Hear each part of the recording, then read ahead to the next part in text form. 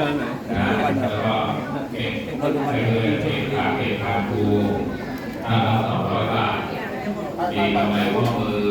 มาเร็วต่อมากำไรข้อมือก็เป็นข้อแขน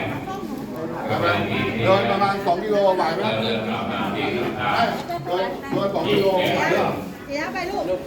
ดิน2 กิโลไหวป่ะไปกุฏิวัดเลยประจรอเรื่องหินมงคลเรื่องหินรวยอันนี้ก็เป็นยี่ห้อของวัดสว่างยี่ห้อของหลวงพ่อแม่ผู้เป็นกระต่ายวัยรุ่นก็เรียกว่างาน